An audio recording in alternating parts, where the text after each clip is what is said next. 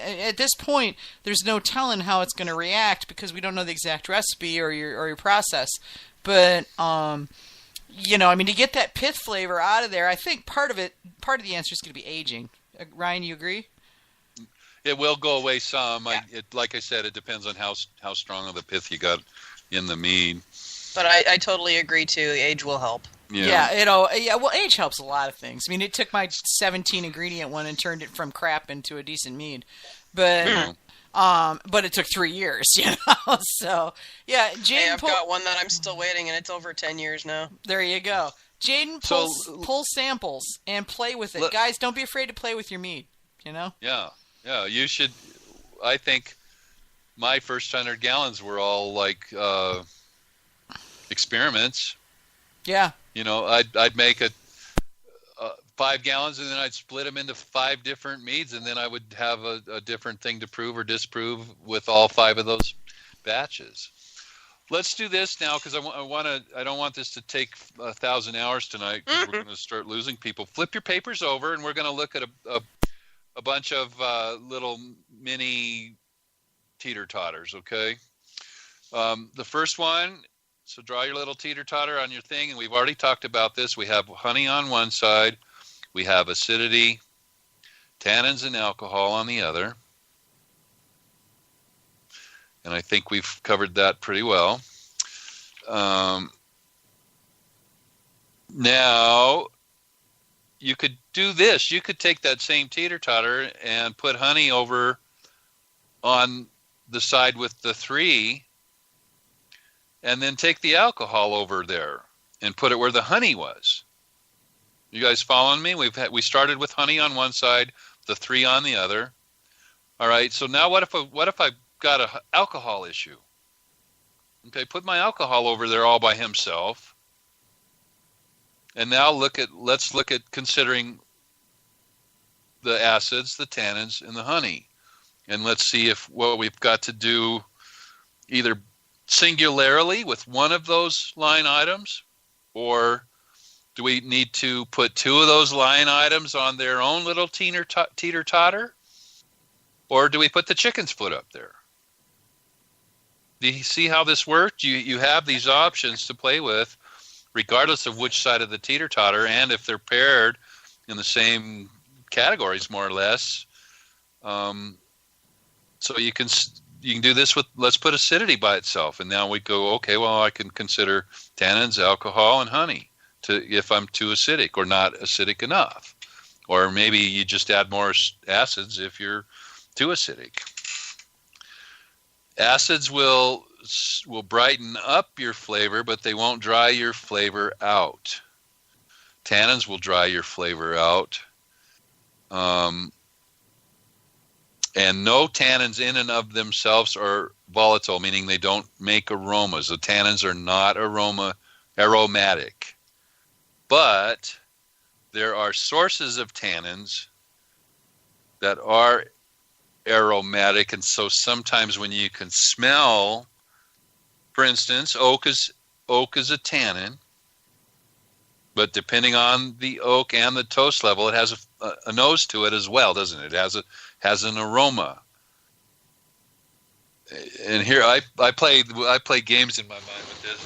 And I don't know how far I've come yet, but can we taste an aroma? No, I don't think so, in the purest sense of the word.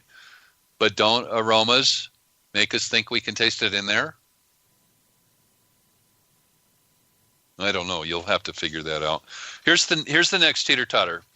So I want to put over here hot, and underneath that in parentheses alcohol.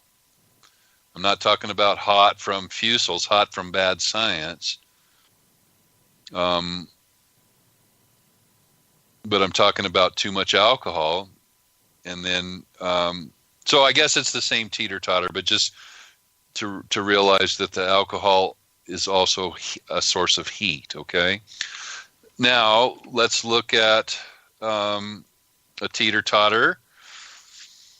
And this is a teeter-totter of problems. One would be flat, and the opposite of that is flabby. Flat meaning it's just There's not much to it. It's uninspired. It's lazy. There's just nothing happening there. And flabby means it's too fat. It's too sweet. There's no structure. And oftentimes with the flabby mead, there's no definition that you can really pick anything out. Yeah, sometimes you can pick things out, but they're not showcased in a good way. And so, what do you think if from what you guys now know, what would you do to a flabby mead? Well, again, that flabby could probably come from too much honey, so you could go back to the honey, acid, tannin, and alcohol teeter-totter and try to adjust it that way. Maybe on your next one, you need to add less honey or add more of the counterbalance pieces, okay? With a flabby, which is what I call boring, flat, and lifeless, you can add the tannins and the acids, which ultimately boil down to you're adding structure. You're taking an amoeba, a big glob, and now you're putting a spinal column in that blob, and now it can stand up. And so we're adding structure. That's an important piece to understand. Acids and tannins are the next little mini teeter-totter.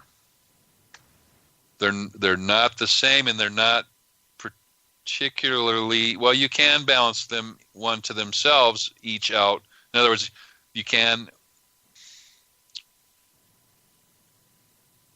Those are two of the singular. That's a teeter-totter on the end of one chicken's foot. God, this is where I thought it was going to start getting stupid. Your metaphors are cracking me up, dude. I'm just like, I'm muted because I'm giggling like every 5 seconds. Of course, the fact that I just killed a 750 probably has nothing to do with that, you know? I'm farther along than you are. Oh, okay, yeah, well, you're bigger than me, though. That's so fun. Right.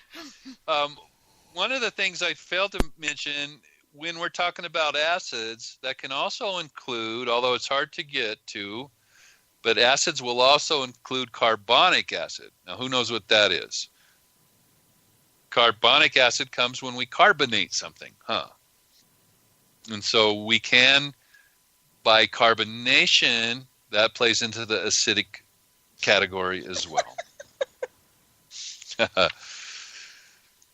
So Danny's diagram is getting really interesting. He keeps posting the updates. This is actually the first time I've tried to teach this all at one time. And so this is a learning experience for me, and I've played last night a little bit and a little bit today at work with some different drawings, and I never really came up with anything yet that worked. But now that having done this once, by the time we're done, and we're getting close to being finished, by the way, at least with what I want to share, I'll have it down better the next time I do it, and then the next time I do it, I'm going to do it at our little mead makers club that we meet once a month and teach them the same information to practice this, and then I'll teach my son this, although he already probably knows this, but I'll go through this whole spiel to, practice makes better, even when you're trying to deliver a presentation. Yep. So, let's talk about body just for a minute, because I like a lot of body most of the time in my meads. And kind of in one sense, this goes back to, is this a table wine? Generally, table wines might not necessarily have a whole boatload of body, do they? But in any case, body means it's the weight, it's the viscosity. Instead of drinking something very thin and watered down, it's something very viscous, it's very voluptuous, it's round and fat in your mouth. So, stop it. Yeah, it's a good thing we mark explicit on the... We just moved into PG-17, folks. That's right. Yeah, this is an adult podcast. Thank you. So watch your fucking language. Yeah. So we get the body. I mentioned earlier on, but this is important. So write just down on the back sheet of your page here. Write body underneath that, and you can find this in the Scott's Laboratories Handbook. And I can't stress enough, guys, that this is the Bible about all things yeast.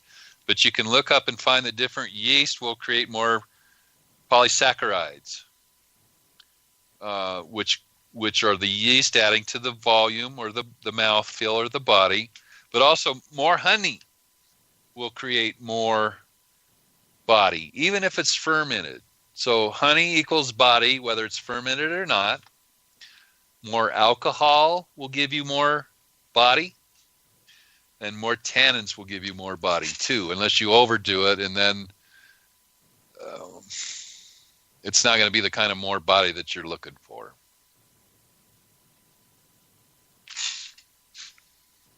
So we look now next to body, put down structure, and this is the backbone. And sometimes people say the backbone might be, well, like that has a very strong peach backbone to it, meaning the peach is the prima donna. But structure also comes from alcohol, tannins, sugars, and acids.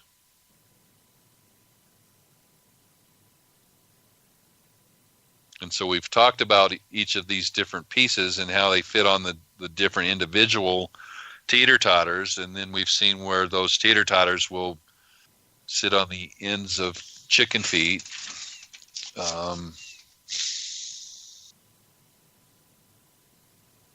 So this goes all the way back now full circle to what I said, I don't have your answers. I mean, and yeah, if you say, well, I have this problem, what can I do? Without even tasting your meat, I could say, well, you could consider this or that or the other thing, but I'm not answering your question of what the answer truly is. I'm just pointing you to which tools you'll need to learn to use to find your own answers. Which comes right back to make more mead.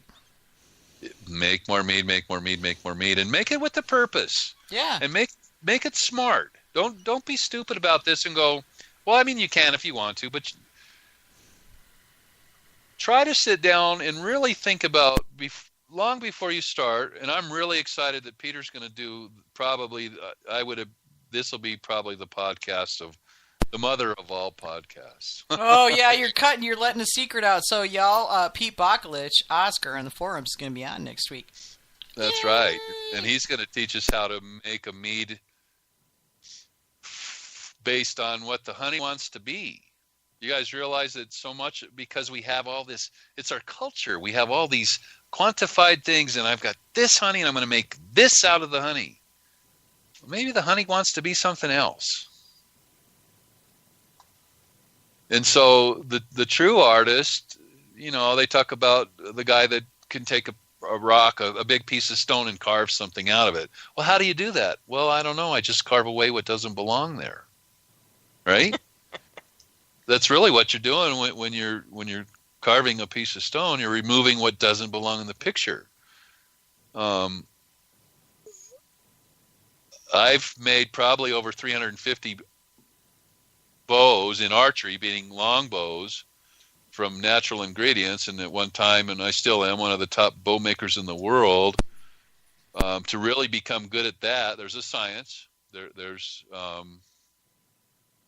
the science of physics, but on top of that, then you're dealing with a piece of wood, much like it's alive in one sense when you're making a bow, and when you really get the mojo, the magic that's beyond the numbers and all of that, you let the bow tell you what it wants to be, meaning it wants to be so long and it wants to be this strong and draw weight and this and that.